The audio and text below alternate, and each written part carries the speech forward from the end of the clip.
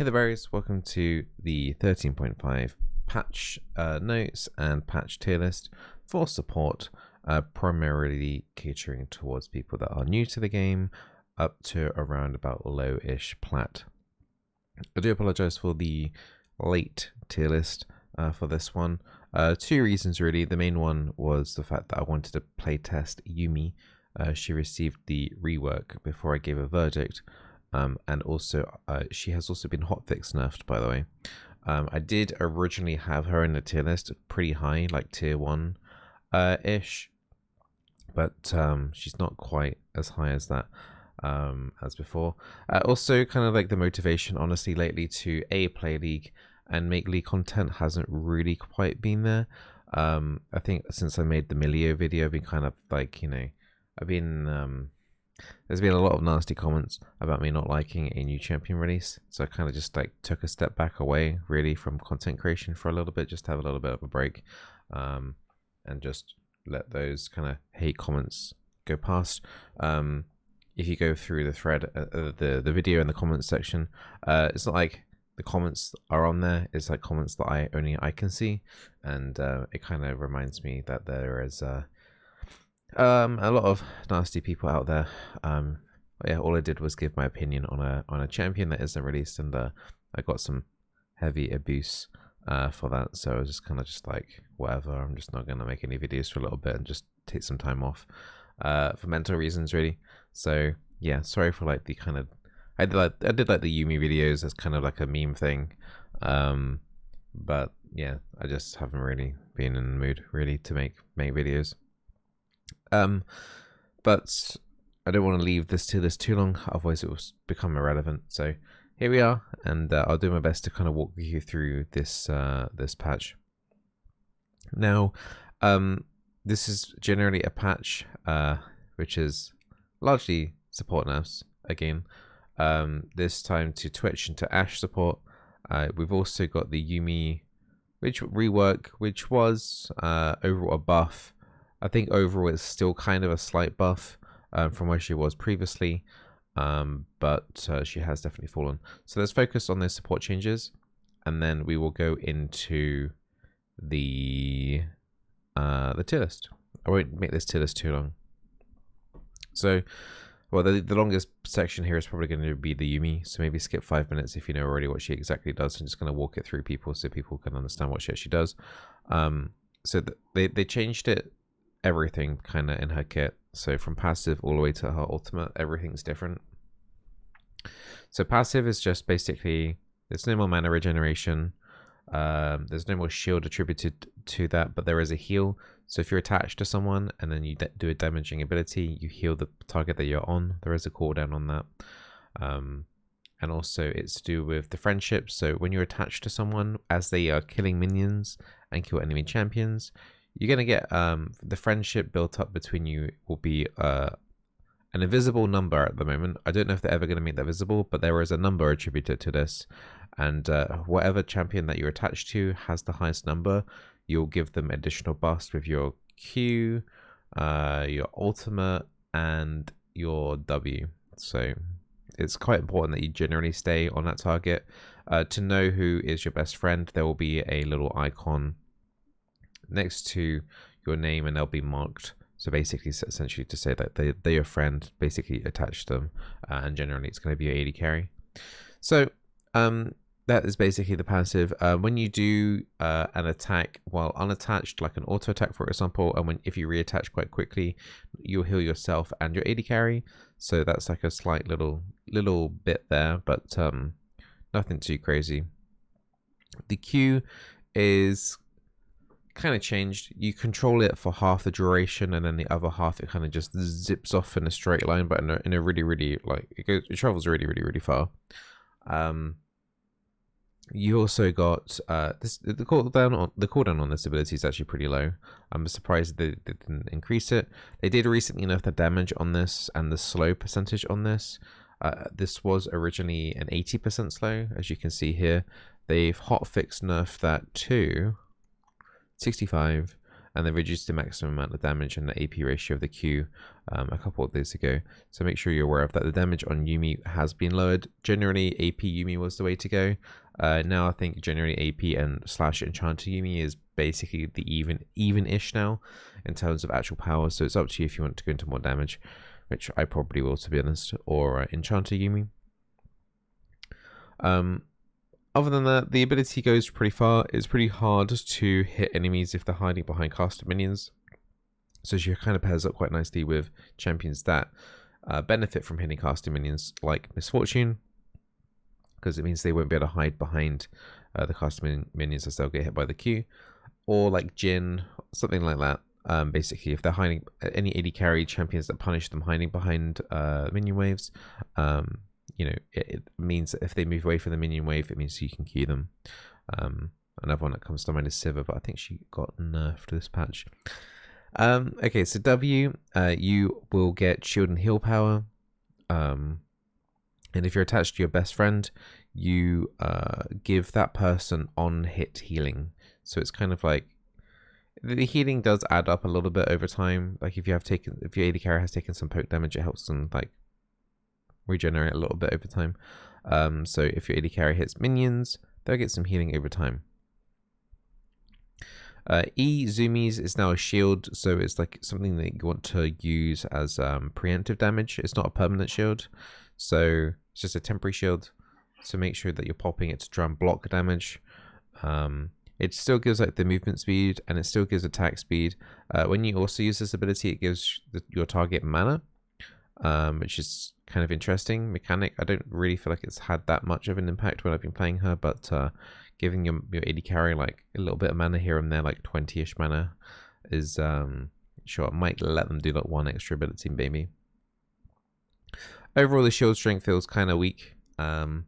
It's definitely more about like the utility from this, like the attack speed is probably, and the little bit of movement speed is probably the main thing, honestly, that is the thing that you're looking for really from the E. But yeah, blocking damage is like, yeah, sure, it's fine.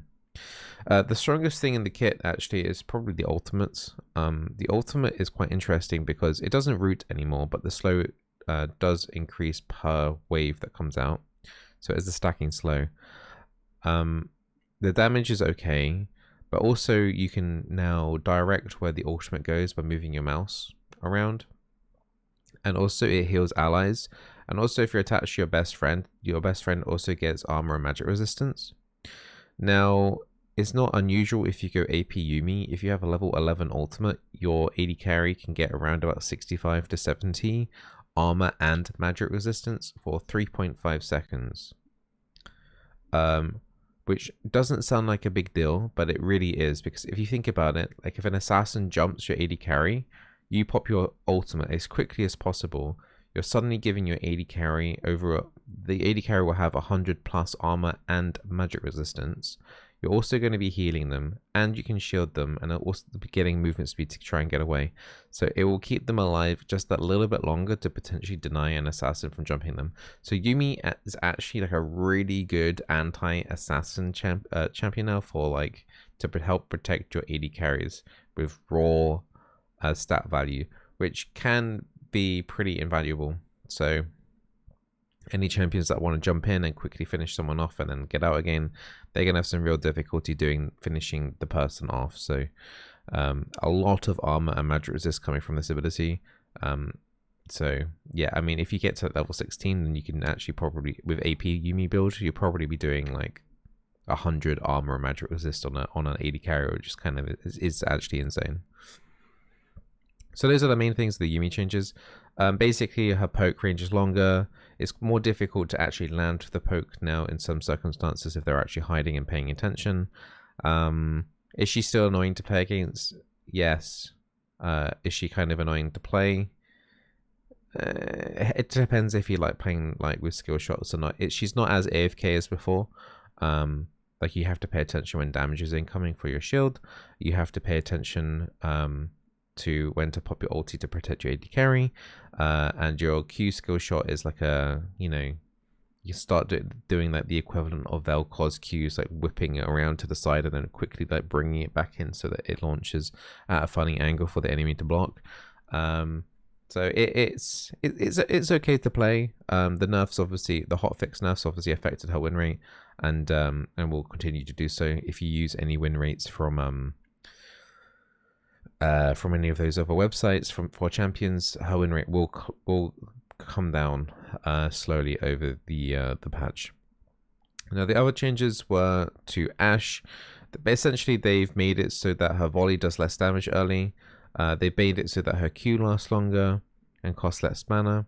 But also, the main one here really to take away is that her ulti at level 6 has been massively increased in cooldown from 80 seconds to 100, which is a massive amount.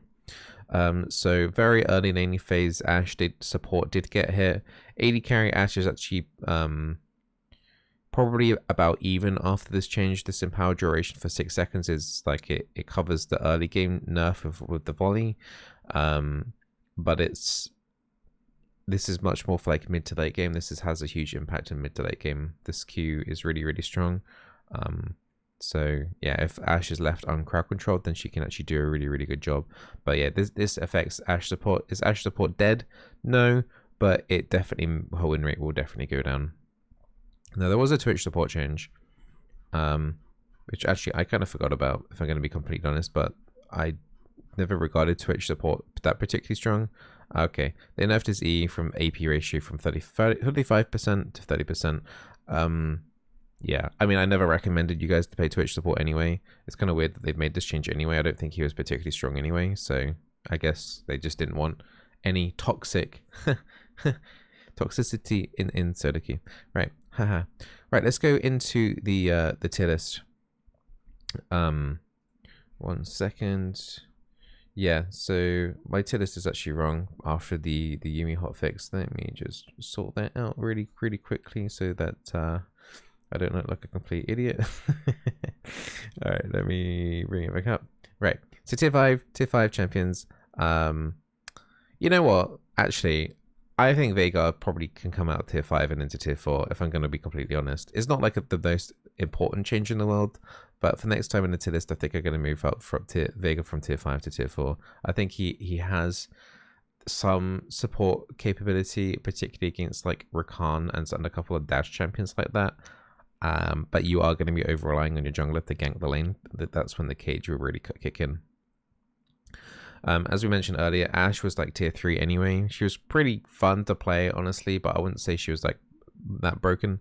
But yeah, she's now with the direct support Ashe nerfs, tier 4. So yeah, can we just pause here just for a second and just say, like, the amount of support nerfs that have happened this year alone for both meta and non-meta champions has been absurdly high.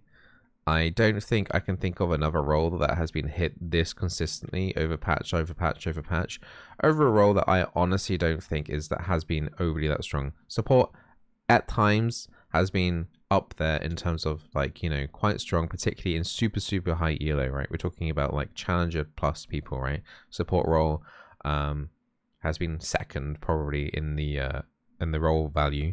Jungler has always been first. A jungle does get a lot of changes, to be fair, but in terms of like the lanes, I guess support has been getting giga changed more than ever, and honestly, I'm not liking it. That I don't mind nerfs in a way, but I would much prefer other champions getting buffed. But just getting like your role hit by a nerf, and you try and deviate. Oh, maybe we can try and have some fun with some Ashe support. You know, it's off a little bit off meta and have some fun with that. No, nerf. It's just like, I don't know. It just feels like the whole support role is just coming down in value, and it's quite depressing to see. And I hope Riot does something about it soon, because I'm really worried and concerned that people are dropping the support role now to go into like jungle and other roles now. Because the support role is becoming less and less fun. But anyway, whatever. That's maybe a topic for another day. You can probably have already looked at some of the other tier 4 champions. Look, the tier list overall hasn't dramatically changed, but yeah, the gist is kind of still here. Yumi's in tier 3. I mean, she was in tier 5. before her rework. I was going to put her in tier 1, if I'm actually honest. If they kept her the way that she was, I think she would have been a tier 1 support. In the AP build, Enchanter build was always kind of tier 3. But the main reason why I thought she'd be tier 1 is because of the 80% slow on a Q, which you could basically fire out every few seconds with some cooldown reduction. So yeah, like Yuumi actually was kind of broken. She's manageable now. I think if you really want to play Yuumi, I think you can do it, honestly. Even in the lower elos, mainly because of the AD carry protection, you're going to cause some other people to overextend and engage on you, and because you're going to have the extra summoner and laning phase as well, there's definitely things that you can do in lower elo to outplay the enemy. But yeah, I mean, AP and Enchanted Yuumi, I'd say are around about the same baseline power now because of that percent slow. I would probably still personally lean more towards AP, just because it's more fun to just hit, snipe, and Q people.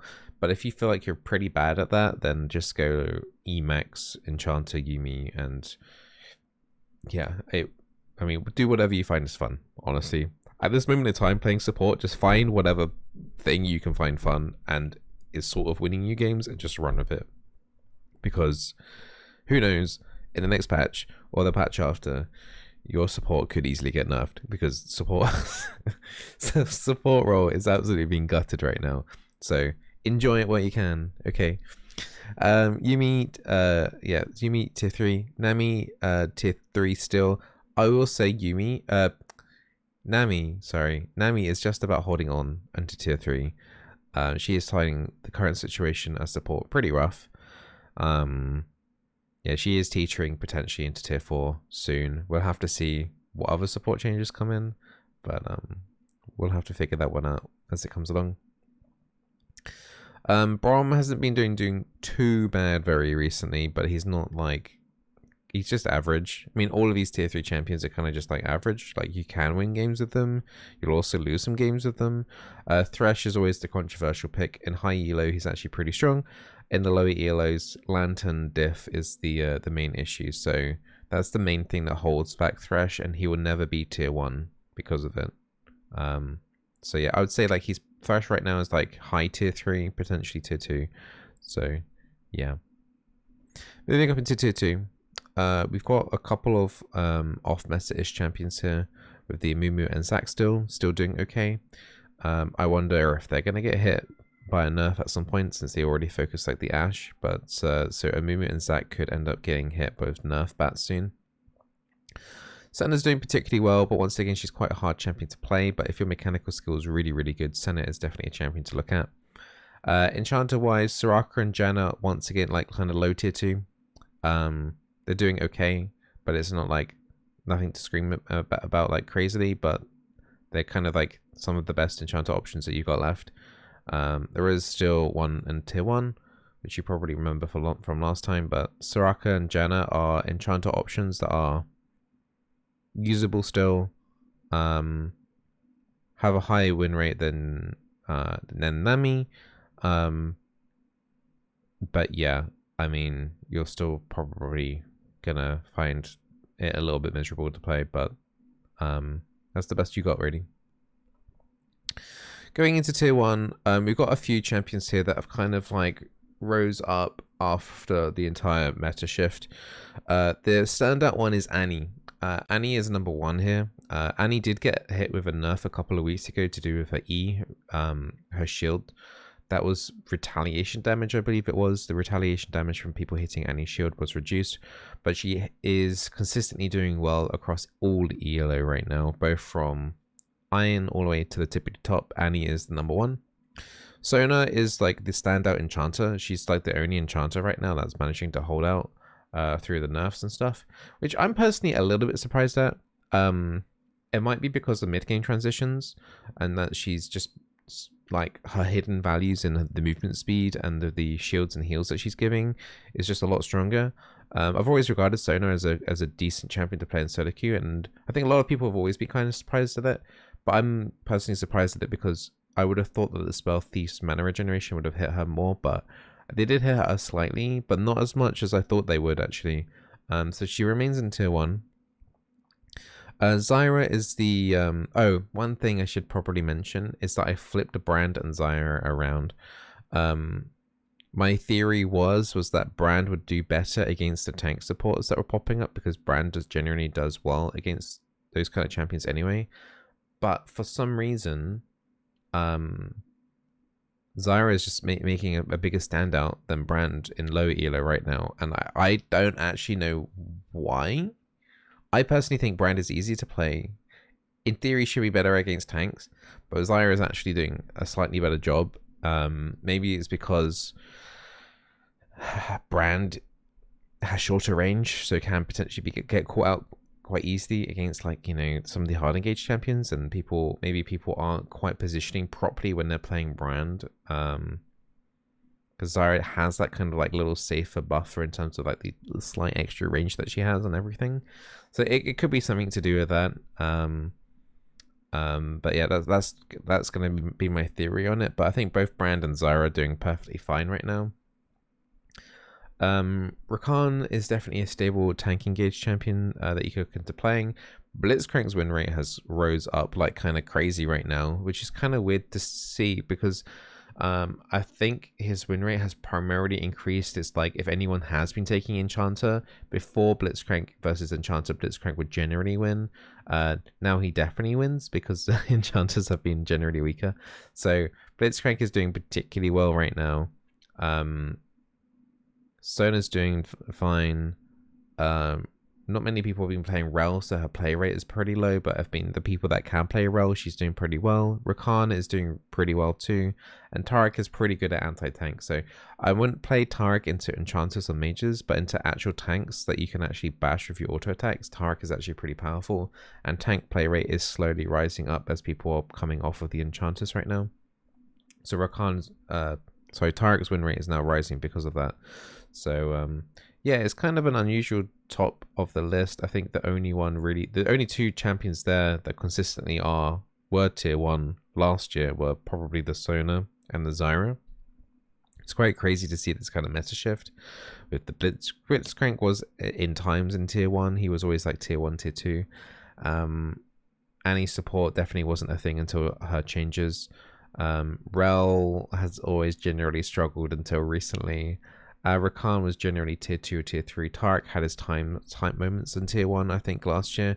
But yeah, the only ones that have really stood out in tier 1 over the past maybe 36 months, really, is Zyra and Sona. So we'll see if Riot wants to change that. My theory is that Zac and Amumi might get something if they are not liking off-meta supports like the Ashe and the Twitch. Then we could end up seeing something like on for the Zac and Amumi potentially, but I don't know. It's kind of just it's a weird feeling right now. It feels weird that Enchanters aren't around. I think people argue a little bit too much that like Enchanters are toxic, but I think Enchanters are a representation of what the support value like actually is. Like if you think about a support in an MMORPG or in the context of a support, they are there to support your team. Okay, so not having the champions really viable now that are the ones actually buffing and supporting your team is kind of weird, because if you look at like the tanking champions like the Blitzcrank and stuff, they're not really supporting your team. They're like, yeah, okay, they're a presence and they're there to kind of like, you know, engage and start a fight and support the team like that, but they're not actually like traditional support values in gaming terms, and shielding and healing primarily is what I'm talking about, or like buffing, just general buffing as well. Like, we're having that taken away, and that's kind of one of the reasons why I moved into the support role. I used to play mid and I wanted to play casters, but basically I transitioned out of mid because champions like Yasuo, Zed, Talon were all becoming like really meta, and I didn't want to play melee physical champions. I wanted to play casters, so that's why I eventually came into the support role. And I mean, for a lot of people, I mean, from video statistics as well, tank supports aren't necessarily your favorite. Most people like playing the enchanters. So, and when support traditionally has been the least play role as well, impacting the role this much does make me worry in terms of like content creation as well, because I know this will put off people from playing the support role. This will make people not want to play the support role. So as me in the job of making support content, I feel like I will in the long run be making content for fewer and fewer people, which and to not my fault. Do you know what I mean? So it feels bad. It feels bad in that perspective, and I would not be surprised if support. I think AD carry was the least played role at times, but I would not be surprised in the near future if support is for sure the role that gets auto-filled the most and stuff. And maybe Riot doesn't care about that as much. Like the new champion like Milio, for example, looks extremely easy to play. And I think anyone that plays like mid or whatever would be able to transition to doing a game or two on Milio or Yumi or whatever and just let their team carry through that. So maybe that's the direction we're going in. Maybe Milio will be viable for people that get auto-filled. Maybe they've already prepped for this. I don't know. Maybe it's just that my tinfoil hat conspiracy theory that Riot doesn't mind if people get auto-filled into support as long as there's supports that are easy to play for them to like pick up and go, oh, okay, I can just play Milio, right? Because it's like, you know, it's not a hard champion to play and he's viable to, you know, I'll just play it, right? So maybe we're heading into kind of that kind of era. I don't know. We'll see. But I hope you guys enjoy the rest of your day. And sorry again that this tier list came late. And this video was meant to be a quick one, but it's ended up being 27 minutes long. So I am sorry. But all the best. I hope you still have fun playing support. And see you tomorrow for a league video. Bye.